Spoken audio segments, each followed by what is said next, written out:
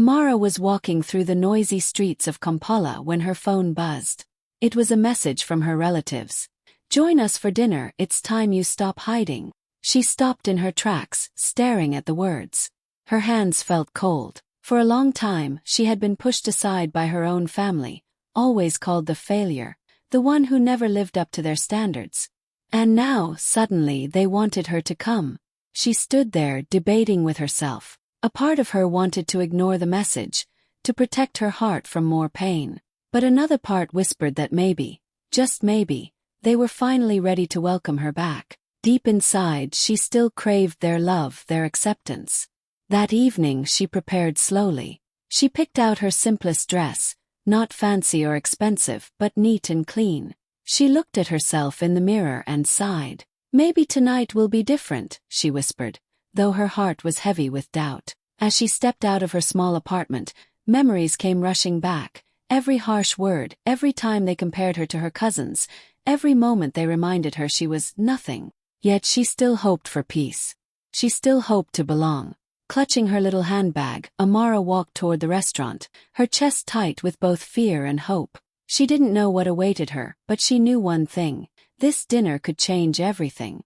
Amara arrived at the upscale restaurant in Kololo Hill just as the evening lights lit up the city. The place was grand, filled with the soft sound of clinking glasses and gentle music. She paused at the door, her palms sweaty, her breath unsteady. For a second she thought about turning back. But then she forced her feet forward, telling herself, "You can do this."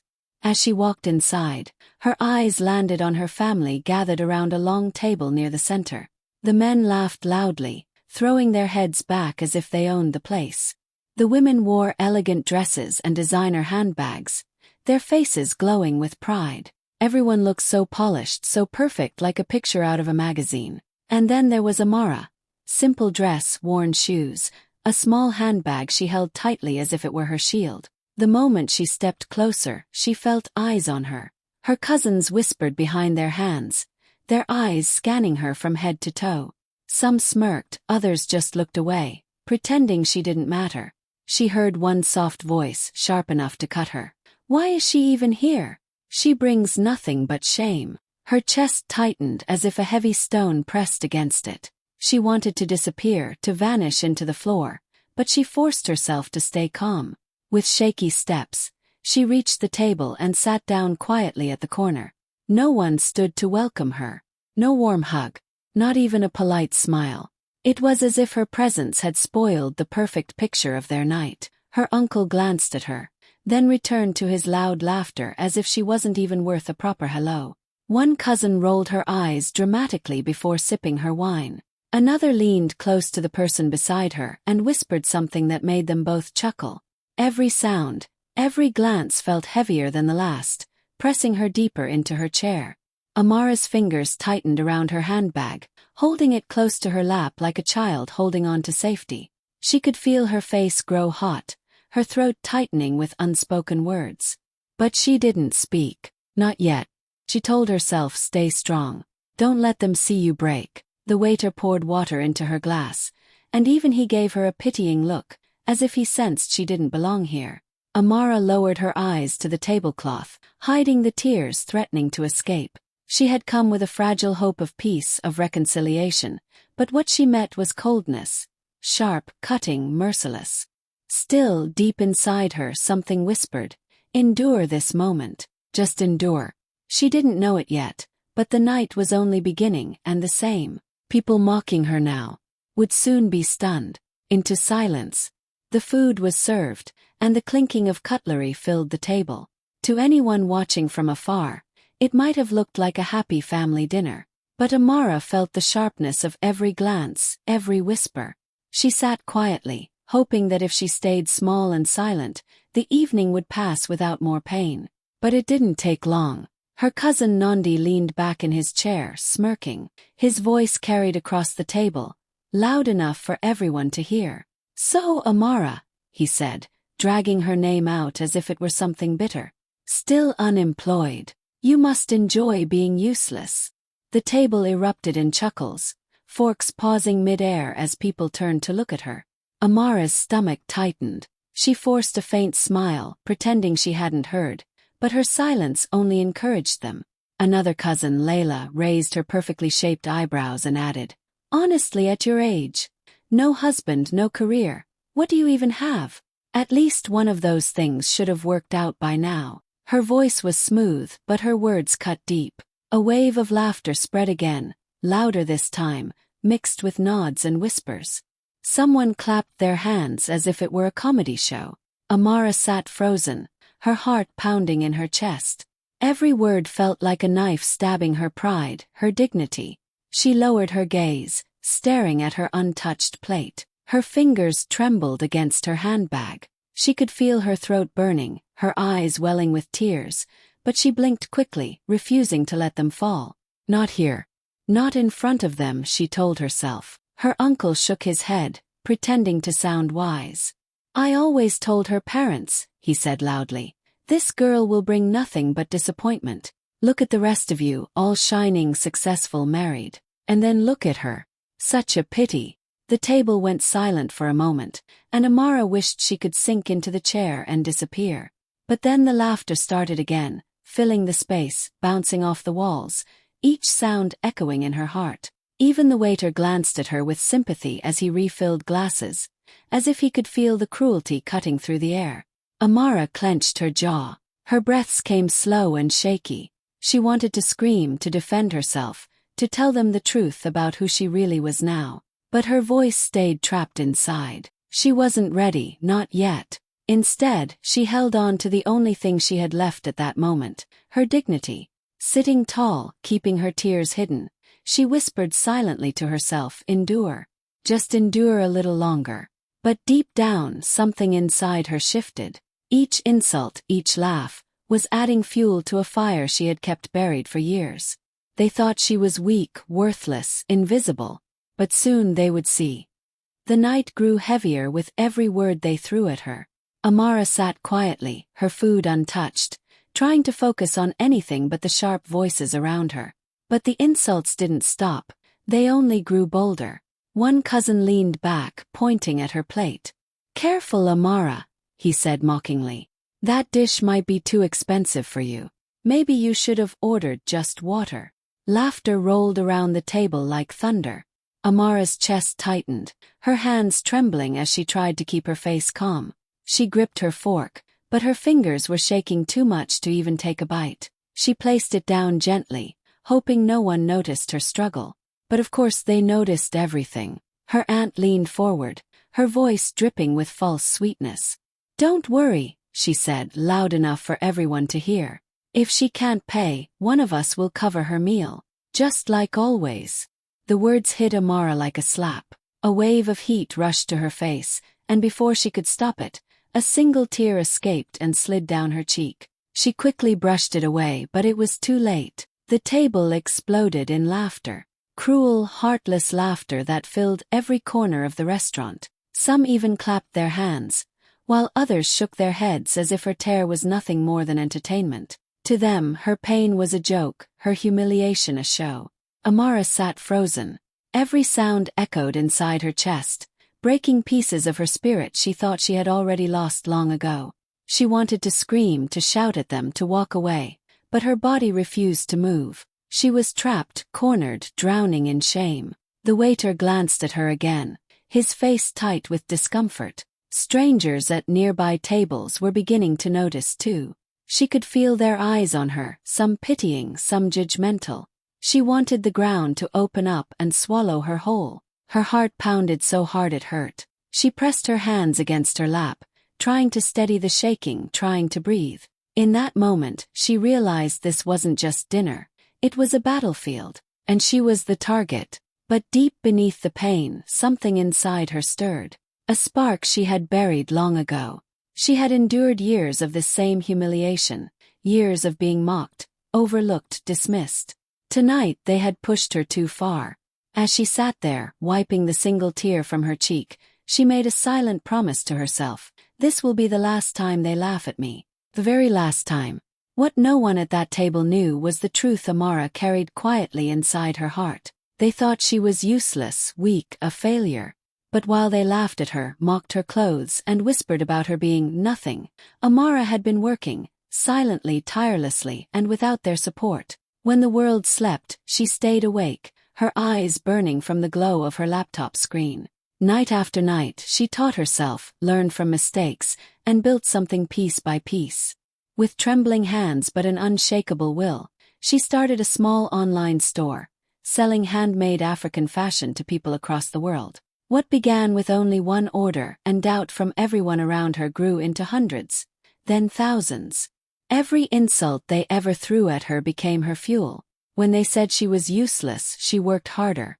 When they said she would never succeed, she stayed up later.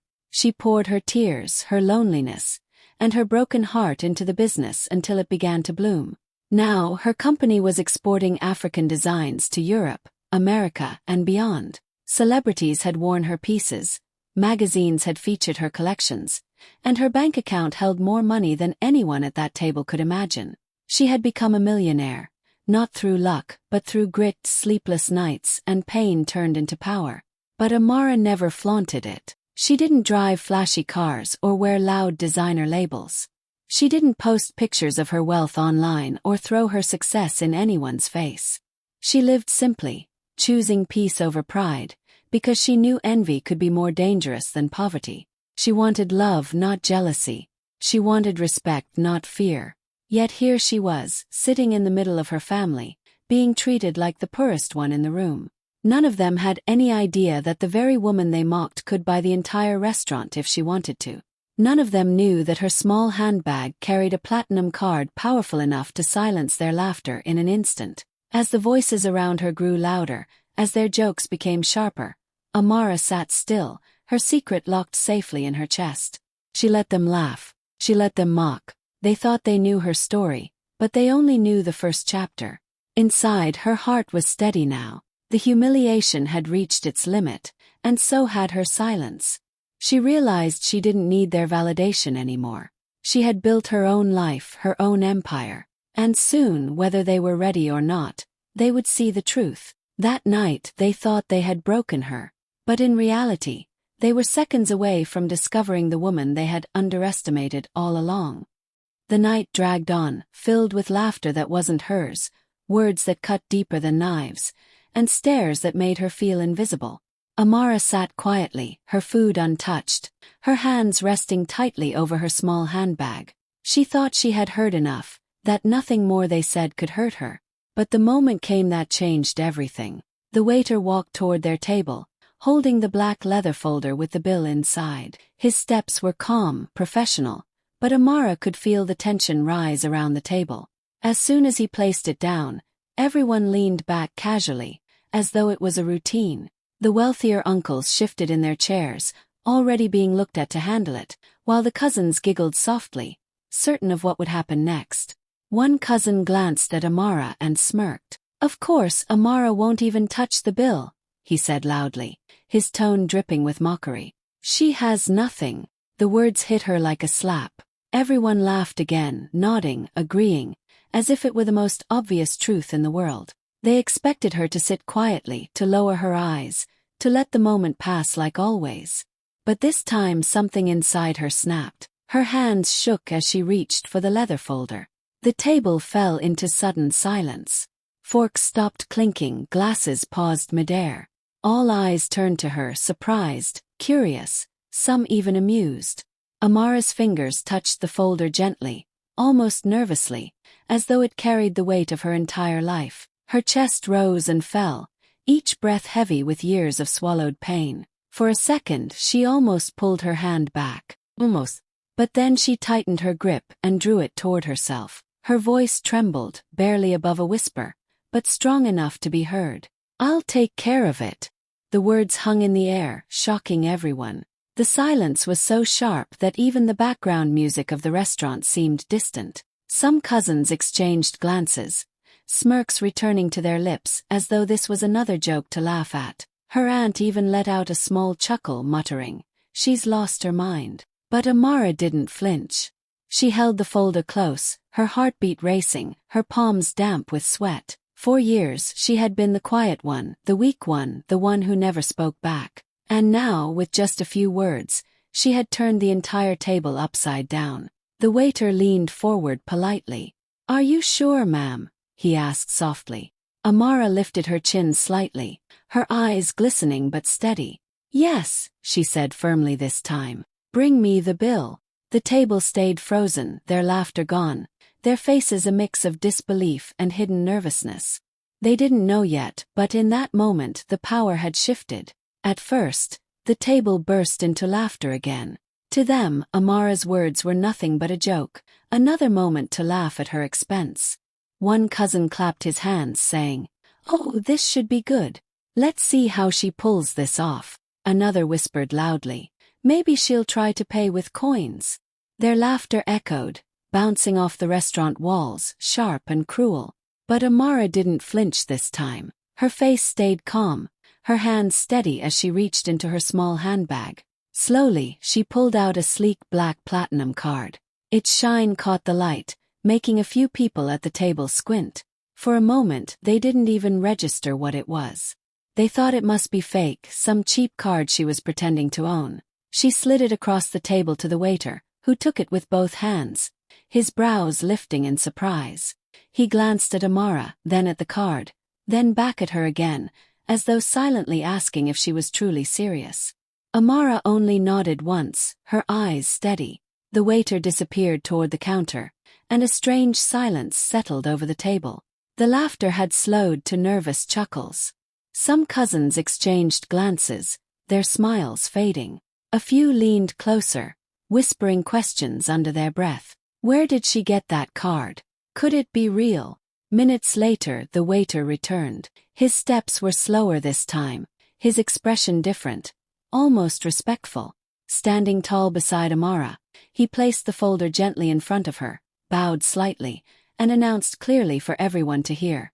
"Transaction approved, ma'am. The full bill, paid in one swipe." The sound of his voice cut through the room like a knife. Silence fell so heavy it was almost deafening. Forks froze mid-air. Glasses hovered untouched. Every pair of eyes at the table widened in disbelief. Amara's relatives sat frozen, their mouths half open. The same cousins who mocked her seconds ago stared at the folder as though it were a bomb. The same aunt who sneered about paying for her meal pressed her lips together tightly, her face pale. No one dared to speak. The entire restaurant seemed to notice too. A few nearby diners turned their heads, curious, whispering about what had just happened. To them, it was clear that the woman who had been humiliated all night had just turned the tables in a single moment. Amara sat back in her chair, her posture calm but her presence powerful. She didn't smile, didn't gloat, didn't say a word. She simply let the silence speak for her. The power had shifted, and for the first time that night, it wasn't Amara who looked small, it was them. Amara sat there for a moment, letting the silence stretch. She could still feel the sting of all the cruel words spoken that night, but now something inside her was different. For years she had lowered her eyes, kept her voice quiet, carried her pain alone. But tonight she couldn't stay silent any longer. Slowly she lifted her head. Her eyes were wet, her cheeks still glistening with tears, but her voice came out steady, clear, and strong enough to cut through the heavy air. "For years," she began, her gaze moving across the table, "you called me useless. You laughed at me, mocked me, treated me like I was nothing." No one spoke. Their eyes darted away, shame slowly creeping into their faces, but Amara did not stop. "While you mocked me, I worked. While you slept peacefully, I stayed awake building something with my own two hands. Every tear you made me cry, I turned into fuel. Every insult became my reason to keep going." Her chest rose and fell, her voice trembling only with emotion, not fear. Her cousins shifted uncomfortably in their seats. The aunt who had ridiculed her stared down at her glass of wine, unable to look her in the eye. Even her uncles, usually loud and commanding, sat quiet as children caught in their lies. Amara placed her hand on the table gently, her black platinum card still resting beside her. "And tonight I paid for all of you, not because I owe you anything, but because I wanted you to see the truth. I was never worthless. I was never a failure. You just chose not to see my worth." The words hung in the air like thunder. The entire hall seemed to grow tense. Strangers at nearby tables, who had heard parts of the humiliation earlier, now turned fully to watch. Some nodded softly, admiration shining in their eyes. A woman at another table whispered, "She's incredible," as if speaking to herself. Amara's tears sparkled under the restaurant lights, but her back was straight, her voice unshaken. "I came tonight hoping for love, hoping maybe things had changed. But all I found was mockery. And still I chose to pay, not to prove myself to you but to prove something to me. That no matter how you see me, I know who I am." The silence after her words was deafening. No laughter, no whispers. Nothing but the sound of her strength filling the room. For once, it wasn't her who looked small, it was the very people who had tried to break her. Amara picked up her card and slipped it back into her handbag with quiet grace. She didn't need applause, she didn't need validation. She had spoken her truth, and that truth was enough. The silence at the table was so heavy it felt like the air itself had frozen. No one dared to laugh anymore. No one dared to make another cruel joke. Their eyes shifted nervously, searching for the right words, but nothing seemed enough. Finally, her uncle cleared his throat, his loud, confident voice now trembling. We didn't mean it like that," he muttered, his eyes darting everywhere except toward Amara. The man who once called her a disappointment couldn't even meet her gaze. But Amara saw the truth written all over their faces. Shame. Envy. Humiliation. They had mocked her for years, convinced she was nothing, only to realize in one single moment that she had become everything they secretly wished they could be. Her cousins, the same ones who had laughed the loudest, now looked uncomfortable, their smiles gone. One cousin tried to force a laugh, but it came out awkward and hollow. Another leaned closer to Amara, whispering, "We were just joking. You know we love you." But even her voice shook, betraying her fear. Amara sat still, her chin lifted, watching them unravel. She didn't need to say a word. Their regret spoke louder than anything. The ones who once ridiculed her for not having a husband, for not wearing designer clothes, now sat in silence, comparing their own shallow achievements to the empire she had built in secret. Her aunt, the one who had mocked her about paying for dinner, fiddled nervously with her glass. "You should have told us," she said softly, as if trying to soften the blow of her own cruelty. "We didn't know you were successful." But even in her words, Amara could hear the jealousy, the sudden shift from mockery to desperate respect. Another cousin, who had joined in the laughter earlier, leaned forward with teary eyes. "Please forgive us, Amara. We were wrong about you. We didn't realize how strong you are." Her voice cracked as though the weight of her own guilt was too much to bear. Around the table, heads bowed, shoulders slumped. It was as if the entire family had shrunk before her eyes.